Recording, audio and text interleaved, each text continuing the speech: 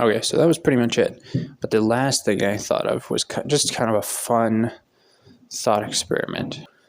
Basically, it is that, okay, so we're all human. So let's say everybody knows how to levitate, and everybody can meditate really hardcore, and we all know how to be compassionate on demand. Okay, let's say that's a thing. So we're all just human. But okay, let's run with this. Like, you're a god and you create a world. Okay, so bear with me. So inside everybody, and the very core of their being, is a little black hole. And in that black hole is a universe with living things in it. They don't have to be humans, but there's some living beings in this other universe that's inside you. Now, you are in a way a god because you have a universe inside of you, but you don't. Oh, and when you're conceived, this universe comes into being. So that means that when you are created, this universe is created. So deep down, you could argue that you create this universe. So you've created a universe, you're a god. First of all, you don't have control over this universe. So that's something interesting. I thought, okay, what if the God that the Christians worship,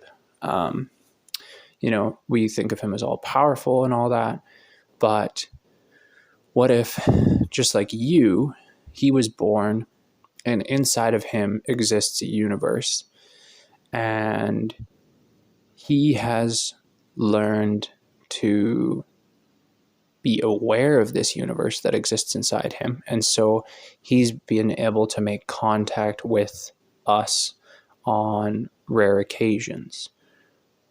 But he's still like out there. He's just basically another person with a universe in him. And so like you, the average person who is not aware of the universe that lives at your core, you can't make contact and you can't do anything to this universe that lives inside you, and you can't control it. And so despite it being inside you and despite you creating it, if someone inside your universe prayed to you, there's nothing you could do to help them. You couldn't be like, oh yeah, I'm going to help out Fred in my little universe inside me. No, you can't do that because you have no awareness that this universe exists inside you. So what if it's the same? Like, yes, God created our universe, but he has no control over that. Anyways, that was just a crazy out of the box side tangent to what I was going to say. So, okay. So you have this black hole inside you that has a universe inside it. And every time you make decisions, those decisions, now this is a tough one because it argues that like being a better person will affect your death. But anyways, so when you make certain decisions, the truth of those decisions goes into your black hole and makes that universe worse or better. So if you make a decision out of compassion and something bad comes out of it, it's like, well, you were doing the right thing to the best of your ability. And so that made your universe a better place. If you like go and talk to widows and orphans because the media will see it and think you're a good person, then you're deep down, you're doing that for selfish reasons, and that will go into your little black hole in your universe and make it a worse place, and et cetera, et cetera. And so then when you die, your soul gets sucked into the black hole at the center of you, into your universe, and how you lived your life determines whether the universe inside that black hole is essentially a heaven or a hell or a purgatory. A purgatory basically being like just another earth. So you would be, if it was just another earth, you'd be like basically reborn into just like back into another life of here.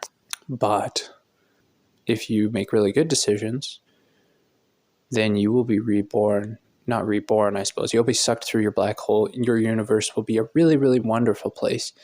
And you can basically live in heaven. Because you've created a heaven inside of yourself.